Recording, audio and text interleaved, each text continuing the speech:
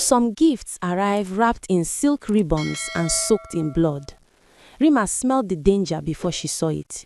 It came in the form of her stepsister, Yetunde, standing in the doorway of her small room, holding a white gift box tied with pink ribbons.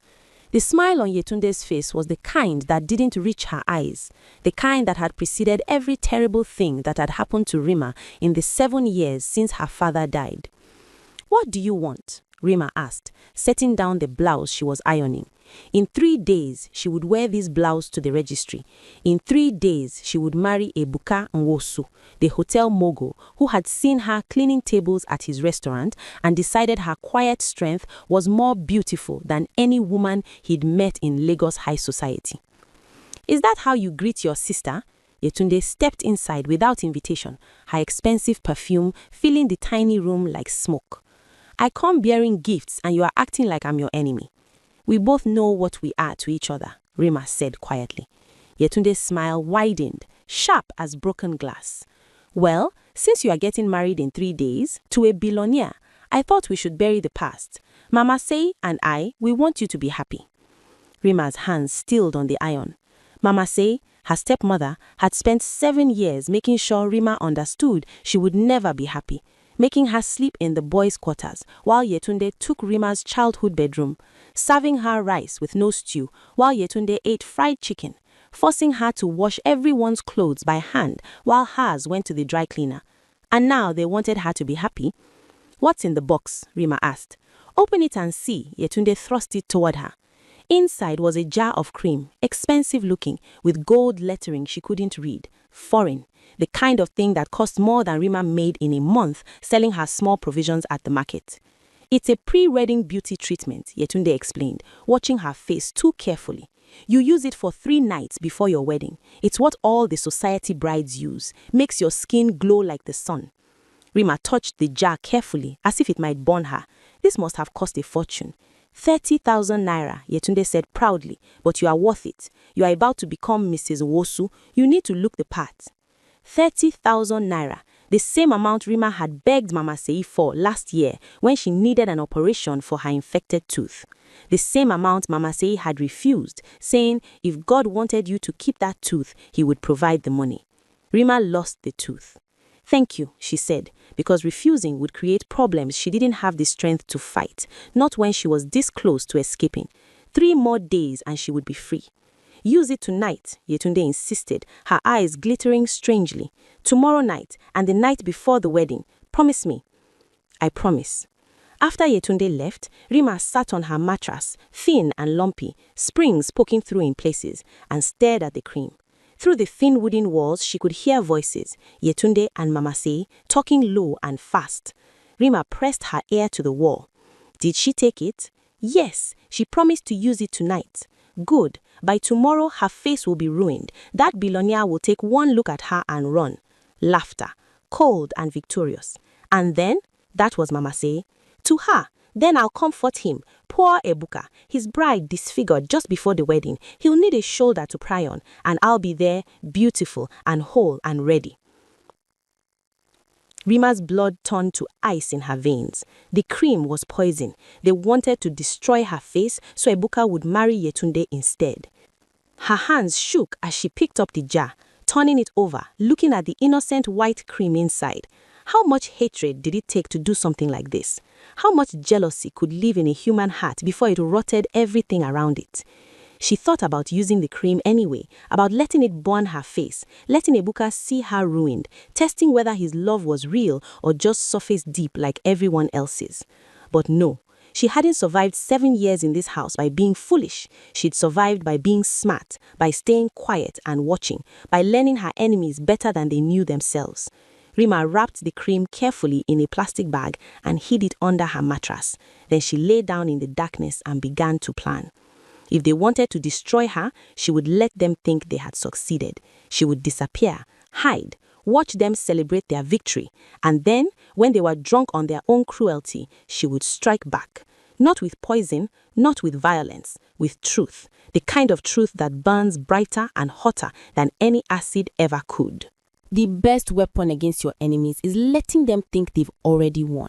Rima left before sunrise, when the compound was still dark except for the flickering street lamp that had been broken for 3 months. She carried one bag, the same faded duffel she'd used since secondary school, stuffed with clothes, her father's photograph, and the jar of poisoned cream wrapped in 3 plastic bags.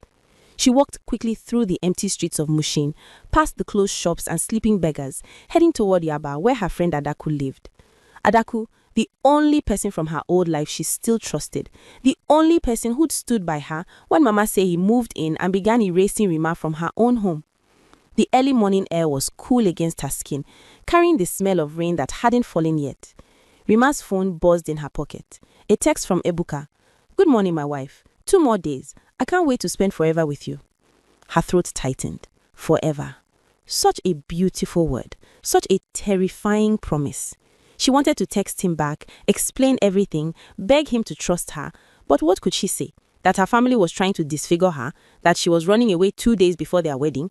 They would think she was crazy. Or worse, he might confront Mama Seyi and Yetunde, and without proof, it would be her word against theirs. No, she needed evidence. Real, undeniable evidence. "Good morning, I love you," she texted back. Short, simple, true. Adaku opened her door before Rima could knock, as if she'd been waiting. Her eyes were red from lack of sleep. "Come in quickly," she said, pulling Rima inside the small self-contained apartment. "Are you sure about this?" "I'm sure." Rima set down her bag and pulled out the cream. "But first, I need you to take this to your brother, the one who works at the pharmacy lab." "Chidi?" Adaku took the jar carefully, holding it like it might explode. "What am I telling him to test for?" "Anything that could hurt someone. Acid, poison, anything that doesn't belong in beauty cream." Adaku stared at her for a long moment. Then she grabbed her car keys. "I'll be back in 2 hours. Don't open the door for anyone." After she left, Rima sat on the edge of Adaku's bed and let herself cry. Not pretty crying, not the kind you see in movies, but the ugly, painful kind that comes from 7 years of swallowed pain finally forcing its way out. She cried for her father, who died in a car accident and left her with a woman who saw her as competition instead of a daughter. She cried for the girl she used to be before Mama Seyi taught her that love was conditional and family was a word people used to justify cruelty. She cried for all the time she smiled and said, "Yes, ma," while dying inside. And then she stopped crying, washed her face, and started planning. Adaku returned 3 hours later, her face pale, her hands shaking as she held a printed lab report. "Rima," her voice cracked. "The cream contains hydrochloric acid mixed with a chemical compound that would have eaten through your skin within hours of application. Chidi said if you'd use this on your face." She couldn't finish. Rima took the report with steady hands. She'd known, of course, but knowing and seeing were different things. The lab report made it real, made it undeniable. "I need copies of this," she said quietly. "At least 5 copies. "Already done. Chidi made 10. He also said we should report this to the police." "We will, but not yet." Adaku sat down heavily. "Rima, these people tried to kill you. What are you waiting for?" "I'm waiting to see who else is involved." Rima opened her phone. "Watch." She sent a message to Neka, a woman from her old neighborhood who'd always been kind, always been supportive. "Neka, I need to talk to you. Something terrible happened. Can you come to Adaku's place? I'm scared and I don't know what to do." The reply came within seconds. "What happened? Are you okay?" "I used the cream Yetunde gave me. My face, Neka, my face is burning. I look like a monster. Ebuka can't see me like this. The wedding is ruined." Another quick reply. "Oh my God, I'm coming now. Send me the address." But Rima didn't send the address. Instead, she and Adaku waited, watching Rima's phone. 15 minutes later, Rima's phone rang. Unknown number. She answered. "Hello? Rima? This is Dr. Okafor from St. Nicholas Hospital. We received a call about a chemical burn emergency. Your friend Neka said you need immediate medical attention. She gave us this number. What's your current location?" Rima's blood ran cold. "I didn't ask Neka to call any hospital." Silence. On the other end, then, she said you were too traumatized to think clearly, that your face was severely burned and you needed help. "Thank you, doctor, but I'm fine. There's been a misunderstanding." She hung up and looked at Adaku. "Neka is spreading the story, making sure everyone knows my face is ruined. Why would she do that?" "Money, probably. Or maybe Yetunde promised her something. It doesn't matter." Rima's voice was hard now, cold as the Hamatan wind. "What matters is, now I know." Her phone buzzed again. A text from Neka. "I called a doctor for you. He's very good with burn victims. Please let him help you." Rima didn't reply. Instead, she turned off her phone and pulled out the SIM card. "What now?" Adaku asked. "Now we wait until tomorrow. Let them think the poison worked. Let them celebrate. Meanwhile, I need you to do something for me. Anything. Find me a makeup artist, the best one you know, someone who can make me look like a queen. Adaku's eyes widened as she understood. You're going to the wedding. I'm not just going to the wedding, Rima said, her voice quiet but filled with something sharp and dangerous. I'm going to make sure everyone sees exactly who tried to destroy me, and I'm going to make sure they never forget it. That night, Rima couldn't sleep.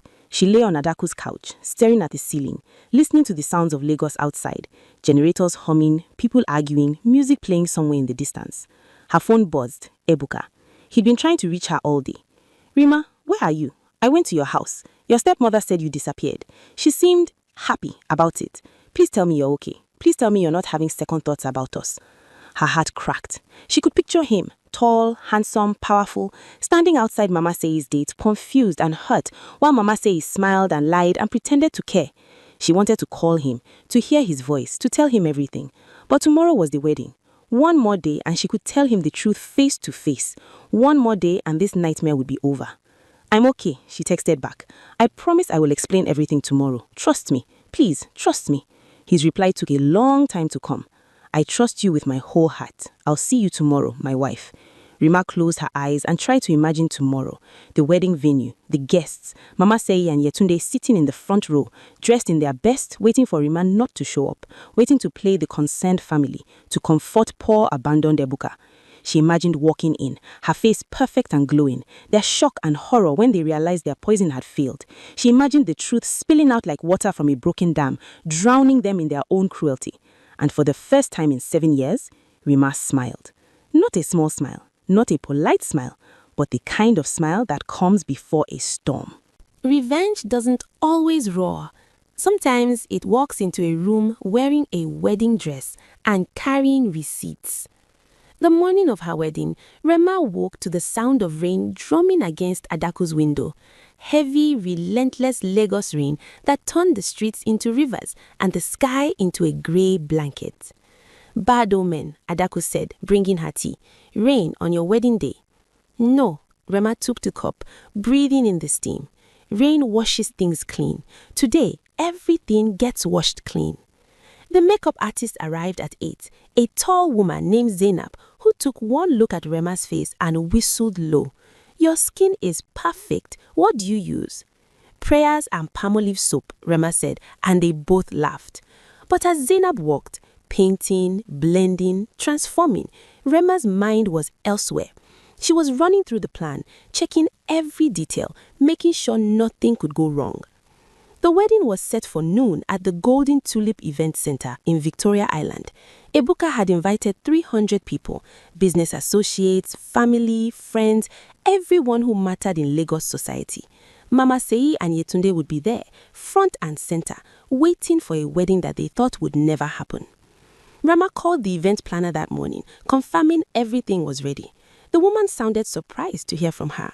Oh, Miss Rema, your stepmother called yesterday saying you might not make it. Something about an accident. There was no accident, Rema said calmly. I'll be there. Make sure the projector and sound system are working. I have a special presentation for the guests. Now, looking at herself in the mirror, Rema barely recognized the woman staring back. The wedding dress, simple, elegant, white as fresh paint, fitted perfectly. Her makeup was flawless. Her hair was styled in an updo that made her neck look long and regal. She looked like a bride. She looked like a queen. She looked like someone who couldn't be broken. You're beautiful, Adaku whispered, tears in her eyes. I'm ready, Rema corrected. She picked up her bag.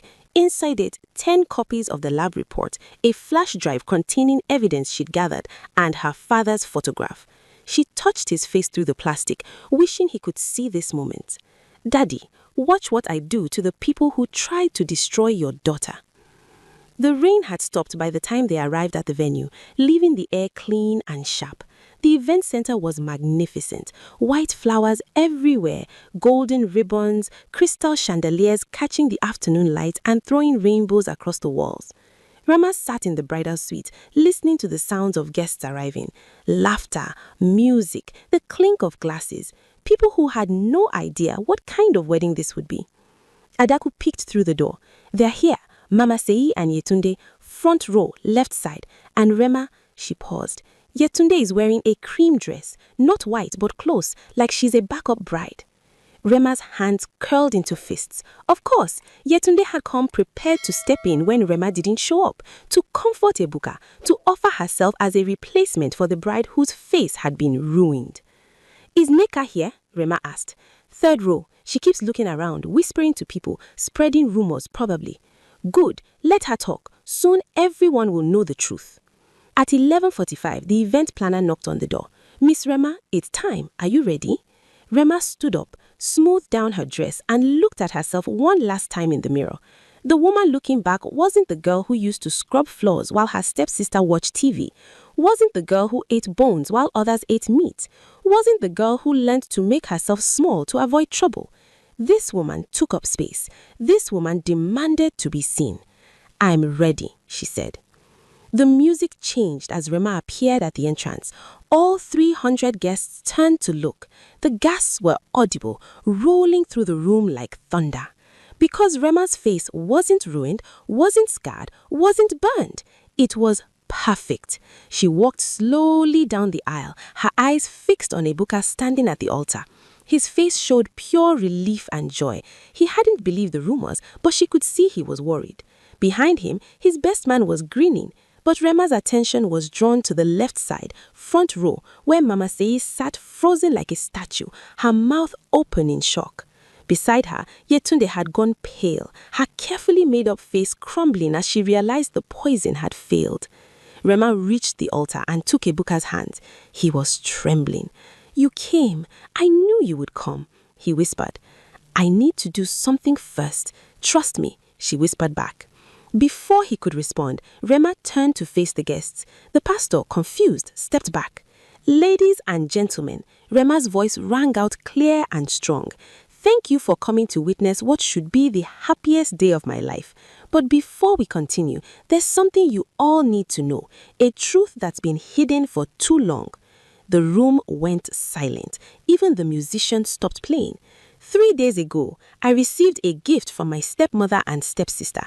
This cream. They said it would make me beautiful for my wedding. They said it cost 30,000 naira. They said it was made with love. She held it up so everyone could see. But what they didn't tell me was that this cream contained hydrochloric acid. It was designed to burn my face, to disfigure me, to make sure that when my fiancé saw me today, he would run in horror. Gasps were louder now. People were pulling out their phones, recording. Mama Seyi tried to stand up, but she seemed unable to move. "How do I know this?" Rema continued. "I had it tested." She nodded to Adaku, who'd been waiting in the wings. Adaku connected a flash drive to the venue's projector, and suddenly the lab report appeared on the large screen behind the altar. Official, detailed, damning. The lab confirmed it. This cream would have destroyed my face within hours. I would have been scarred permanently, and the wedding would have been cancelled. She turned to look at Yetunde, who was crying now, mascara running down her face in black rivers. "But that wasn't the end of their plan, was it, Yetunde? Tell everyone what you were supposed to do after my face was ruined." Yetunde shook her head frantically, but Rema was relentless. "You were going to comfort my fiancé, step in as the beautiful, unscarred alternative. Take my life, take my life." "That's a lie." Yetunde finally found her voice, standing up. "She's lying. We would never." "Then explain this." Adaku changed the slide. Now the screen showed WhatsApp messages, conversations between Yetunde and Neka, discussing the plan, laughing about how stupid Rema was, how easy it would be to fool her. Yetunde, she actually believed we care about her. Neka, too trusting. That's always been her problem. Yetunde, by tomorrow her face will be finished and Ebuka will be mine. The room erupted in shocked whispers. People were standing now, pointing, staring at Yetunde and Mama Seyi with disgust. Neka tried to slip out through a side door, but security guards, alerted earlier by Rema, blocked her exit. "This is wickedness," someone shouted from the back. "How can family do this to family?" another voice cried. Mama Seyi finally stood, her face twisted with rage. "You ungrateful child, after everything we did for you, we gave you a home, fed you, clothed you. You gave me scraps. Rema's voice rose for the first time, cracking with 7 years of held-back pain. You took my father's house and made me a stranger in it. You took my inheritance and spent it on your daughter while I slept on a mattress with broken springs. You fed me bones while she ate meat. And when something good finally happened to me, when someone finally saw value in me, you tried to destroy it. The room had gone completely silent except for the sound of Mama Sei's heavy breathing and Yetunde's crying. Ebuka stepped forward and took the microphone from Rema's hand, his voice heavy with emotion. I need to say something, he said. When I met Rema, I didn't see a poor girl or a rich man's opportunity. I saw someone with a pure heart in a world full of people whose hearts are rotten with greed. He turned to look at Mama Sei and Yetunde. You tried to destroy her face because you thought that's all I loved, but you are wrong. If Rema had walked down that aisle today with scars all over her face, I would still have married her, because what I love isn't her skin, it's her spirit, and that's something your poison could never touch.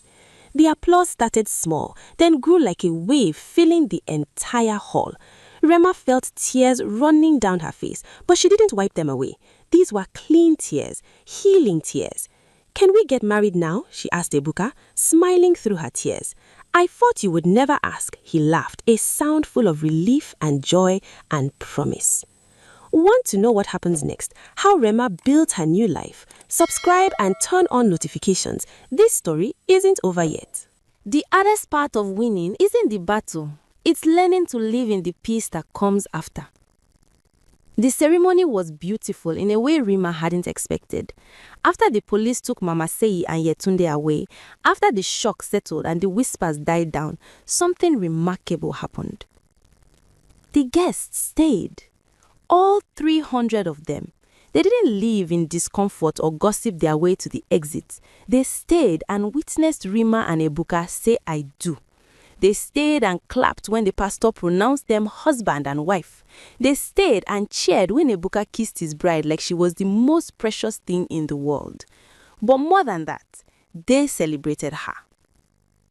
During the reception, woman after woman approached Rema. Some she knew, most she didn't. But they all had the same look in their eyes, recognition.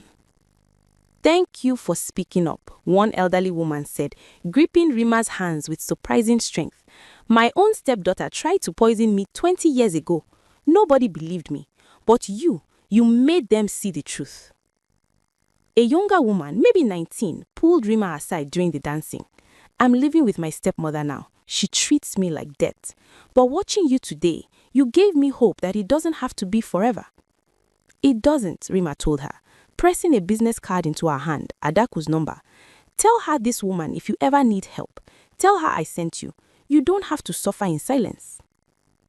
Even Ebuka's mother, a woman Rema had only met twice and who had seemed reserved about the marriage, pulled her into a tight hug. My son chose well, she whispered into her ear. Not because you are beautiful or because you handled that situation with grace, but because you have steel in your spine. You need that being married to a man like Ebuka. The world will test you. I'm glad you know how to fight back. As the sun began to set, painting the sky in shades of orange and gold, Rema found herself standing on the balcony overlooking the event center gardens. Ebuka found her there, wrapping his arms around her from behind. Hiding from your own wedding reception? He teased. Just thinking. About whether I did the right thing, exposing them like that, in front of everyone. Maybe I should have just gone to the police quietly. Maybe I didn't need to make it so public. Ebuka turned her around to face him. You did exactly the right thing. You know why? Why? Because silence protects abusers. If you'd gone to the police quietly, your stepmother would have told everyone you were lying, that you were bitter, that you were trying to destroy her reputation out of jealousy. She would have played the victim and gotten away with it. He cupped her face gently. But now, 300 people saw the evidence, the lab reports, the messages, the truth, and they will tell 3,000 people who will tell 30,000. Your stepmother can't hide from this. She can't rewrite the story. The truth is out there now, and truth has a way of protecting other people from predators. Rema leaned into his chest, feeling his heartbeat steady and strong. What happens now to them? The police said attempted grievous bodily harm carries serious charges, especially with the evidence we have. They are looking at years in prison.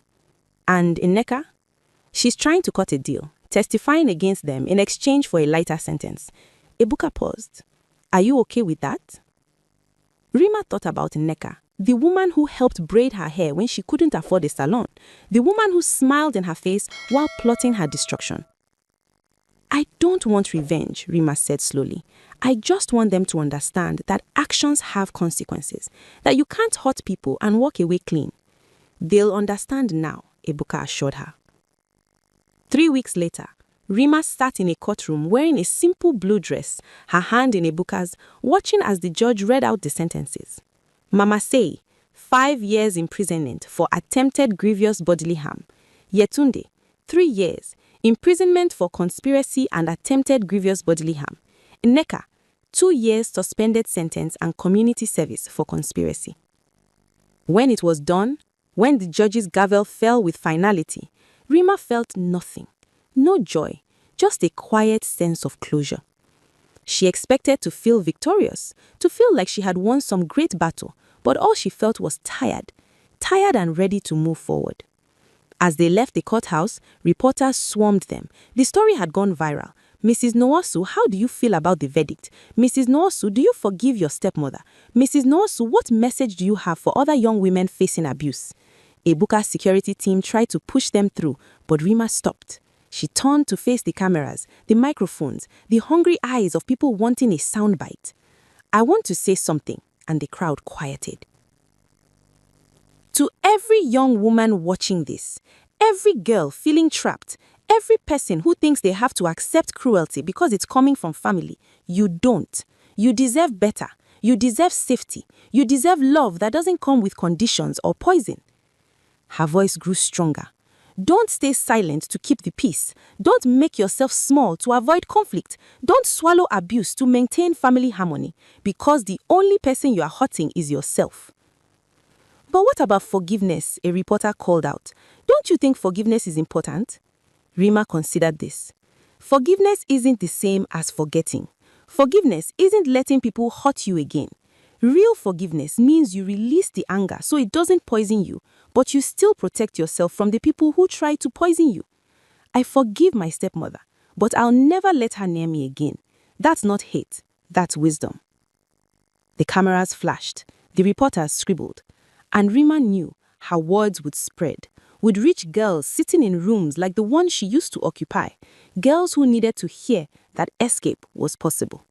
The opposite of destruction isn't survival, it's creation.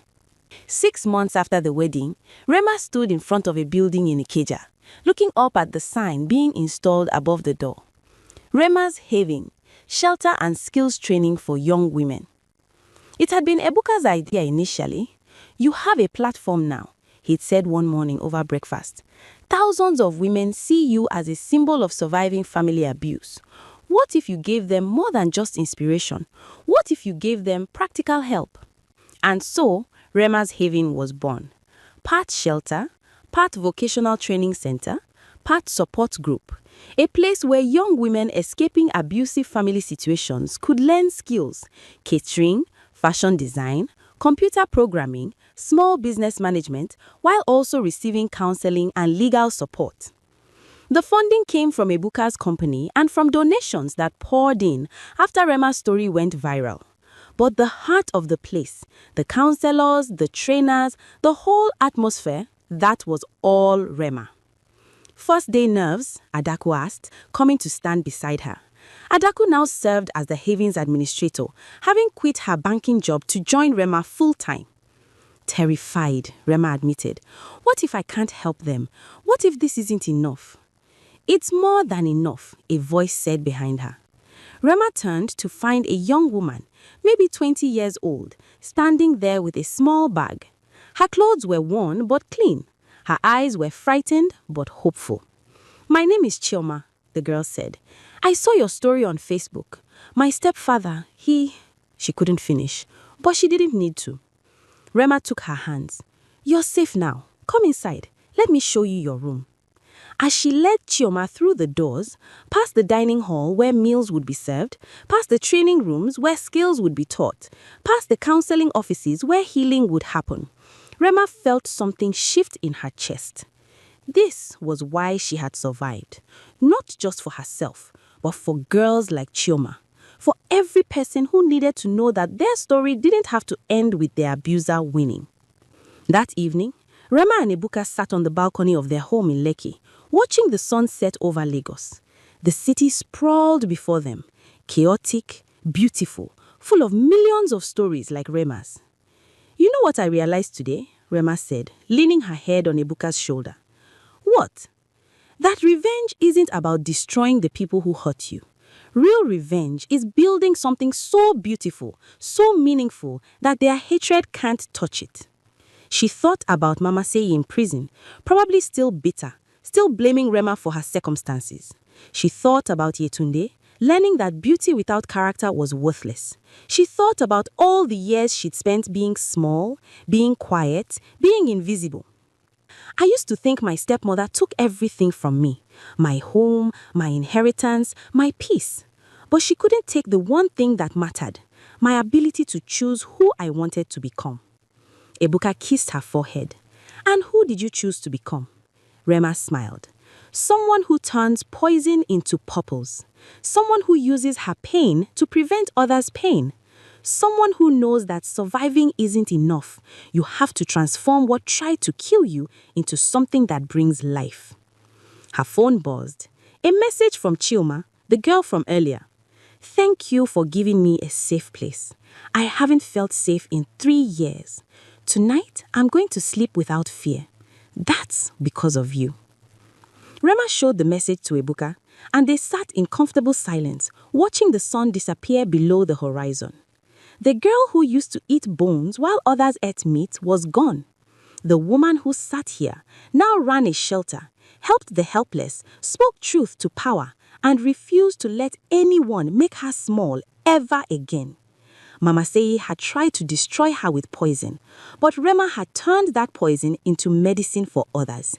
And that, more than any jail sentence, more than any public humiliation, was the ultimate victory. If Rema's story touched your heart, share it with anyone who needs to remember that their abusers don't get to write the ending of their story. And subscribe to this channel for more African folktales with modern lessons. Drop a comment telling us what you learned from this story.